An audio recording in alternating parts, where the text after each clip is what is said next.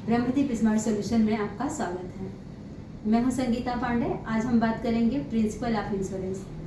आज रोटी कपड़ा और मकान के बाद अगर कुछ इंपॉर्टेंट है तो इंश्योरेंस। हम बहुत सारी चीज़ों के इंश्योरेंस लेते हैं, लेकिन इंश्योरेंस के प्रिंसिपल हम में से बहुत सारे लोगों को पता नहीं होती है।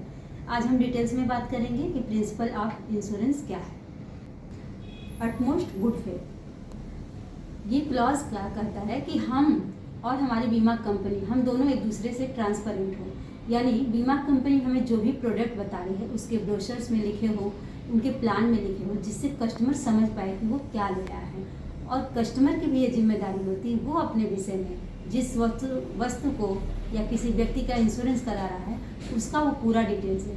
जैसे उस व्यक्ति के एज क्या है, उनका इनकम क्या है, उनका हेल्थ कैसा है, अगर पहले की कोई बीमारी है तो बताना। कई बार हमें लगता है इसको बताने की क्या ज़रूरत है, हम पूरा डिटेल्स क्यों दें, लेकिन ये सारा कॉन्ट्रैक्ट, इंश्योरेंस का कॉन्ट्रैक्ट ही गुड फेथ पे टिका हुआ है। इसलिए जब भी आप इंश्योरेंस लेते हैं तो इस बात का पूरा ध्यान दें कि कंपनी से मैक्सिमम चीज़ें शेयर करें। कोई चीज़ ऐसा ना सोचिए बहुत लाइटली है, इसको बताने की क्या ज़रूरत है। नहीं, ज़रूरत है। कंपनी इसी बेसिस पे आपकी अंडर राइटिंग पूरी करती है, जिससे अगर आप पूरा डिटेल्स देते हैं और कंपनी के पूरे प्लान को समझ के लेते हैं तो फ्यूचर में आप दोनों को एक दूसरे से कोई शिकायत नहीं रहेगी और क्लेम में कभी प्रॉब्लम नहीं आएगा। तो गुड फेथ के रूल्स को हमें ज़रूर ध्यान रखना चाहिए और जब भी बीमा लें किसी भी चीज़ का या किसी भी व्यक्ति का, तो ईमानदारी से अपना पार्ट पूरा करें और पूरे डिटेल्स दें इनको। अपना इनकम, अपना हेल्थ, अगर पहले की कोई बीमारी है, ये सारी चीज़ें इंश्योरेंस कंपनी से शेयर करें। Second, principle of insurable interest. इसका मतलब ये होता है हम उस चीज़ का इंश्योरेंस ले सकते हैं जिसके लॉस होने पे हमारा फाइनेंशियल लॉस होता है। मतलब मुझे अपने हस्बैंड और अपने बच्चों, अपनी वाइफ की लाइफ पे इंश्योरेंस लेने का हक है, हम ले सकते हैं, लेकिन हम पड़ोस के बच्चों पे इंश्योरेंस नहीं ले सकते हैं। तो हमें ये चीज़ का ध्यान रखना है कि हम उसी चीज़ का है, जैसे हम अपनी गाड़ी का इंश्योरेंस ले सकते हैं, अपनी कार का इंश्योरेंस है, क्योंकि हमारी कार अगर गायब हो गई, चोरी हो गई तो हमें लॉस होगा और इस फाइनेंशियल लॉस को कवर करने के लिए हमें इंश्योरेंस लेना चाहिए। बट हमारे किसी रिलेटिव की कार है तो हम उसका इंश्योरेंस नहीं ले सकते, क्योंकि यहाँ हमारा इंश्योरेबल इंटरेस्ट नहीं है। Third, principle of indemnity. जितना हमारा लॉस होता है इंश्योरेंस कंपनियाँ कमिटमेंट करती हैं कि उतना आपको भर के देंगी। मान लीजिए मेरी कार की कीमत 10 लाख है तो मैं 10 लाख का इंश्योरेंस लूँगी और उससे ज़्यादा का नहीं, और वो इंश्योरेंस भी डे बाय डे कम होता जाएगा डेप्रिसिएशन के हिसाब से। यानी कंपनी कभी भी वैल्यू से ज़्यादा इंश्योरेंस प्रोटेक्शन नहीं देती है। सेम वे, अगर किसी व्यक्ति का इनकम 12 लाख ईयरली है तो कंपनी उनको 12 लाख को HLV के हिसाब से कैलकुलेट करेगी कि मैक्सिमम इनसे, इनकी डेथ पे इनकी फैमिली को होने वाला लॉस कितना है, तो मैक्सिमम उस कैलकुलेशन के हिसाब से आपको इंश्योरेंस है। इंसान का इनकम बढ़ने के साथ साथ वैल्यू बढ़ जाता है, लेकिन जब भी हम कोई चीज़ें खरीद के लाते हैं तो डे बाय उसका वैल्यू कम होता है और उसके हिसाब से उनका इंश्योरेंस वैल्यू कम होता है। जैसे अगर हमने 5 लाख की कार ली है तो अगले साल वो 5 लाख की कार का 5 लाख वैल्यू नहीं रहेगा और इंश्योरेंस कंपनी उसको डेप्रिसिएशन के हिसाब से कम इंश्योरेंस देगी। इस तरह से हमें कभी भी इंश्योरेंस कंपनी से प्रॉफिट के हिसाब से इंश्योरेंस नहीं लेना है और ना ही कंपनियां देती हैं आपको। कभी भी हमको याद रखना है कि हमारा जितना लॉस हुआ वो फाइनेंशियल लॉस को प्रोटेक्ट करने के लिए हम ये इंश्योरेंस ले रहे हैं। इसलिए इंश्योरेंस इंडेमनिटी का मतलब यही है, फाइनेंशियल लॉस को रिकवर करने का एक जरिया।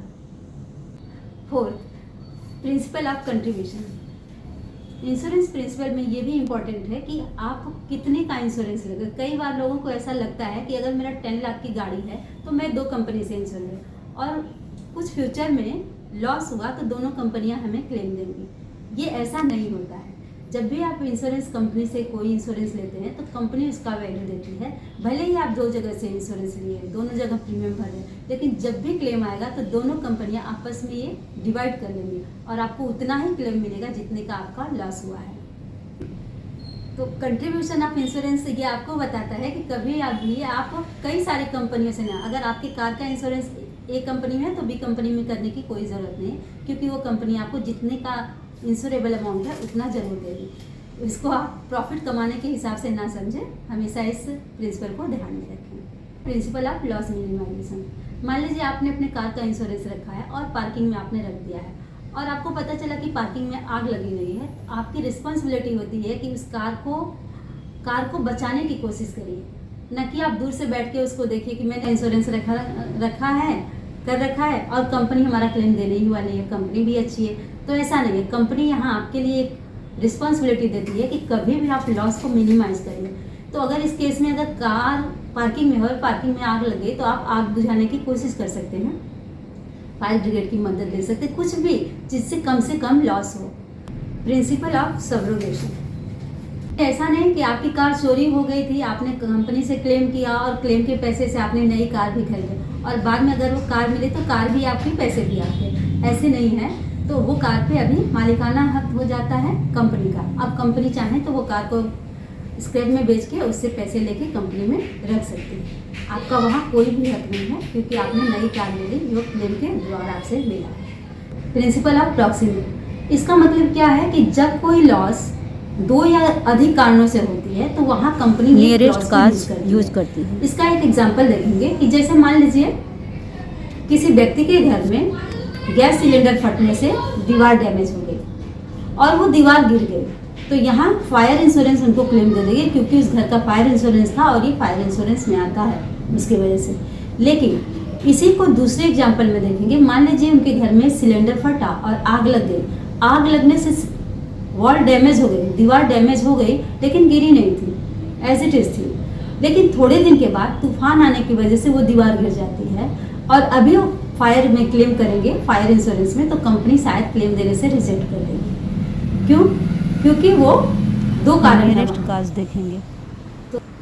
तो ये था प्रिंसिपल ऑफ इंश्योरेंस और मुझे उम्मीद है कि आपको ये समझ में आ गया होगा। तो जब भी आप इंश्योरेंस लें तो अच्छे से ब्रोशर या प्लान डिटेल्स पढ़ें और अपने भी डिटेल्स प्रॉपरली दें। कभी भी कोई एडवाइज़र या कोई आपसे पूछता है तो ये ना समझें कि उनका ये क्यों पूछ रहे हैं। कई बार लोग बोलते हैं आपको इनकम से क्या मतलब, पहले कुछ हुआ था ये बताने की ज़रूरत नहीं। तो आप अपनी साइड से ये सब ना करें जिससे फ्यूचर में क्लेम के लिए कोई प्रॉब्लम नहीं होगा। और मैं उम्मीद करती हूँ आप इसको फॉलो करेंगे और पूरी ट्रांसपेरेंसी रखेंगे, कंपनी भी ट्रांसपेरेंसी देगी और आप भी देंगे, तो एक अच्छा इंश्योरेंस कर सकते हैं। आपको वीडियो अच्छी लगी हो तो औरों के साथ शेयर करें, लाइक करें और हमारे चैनल को सब्सक्राइब जरूर करें। Thank you.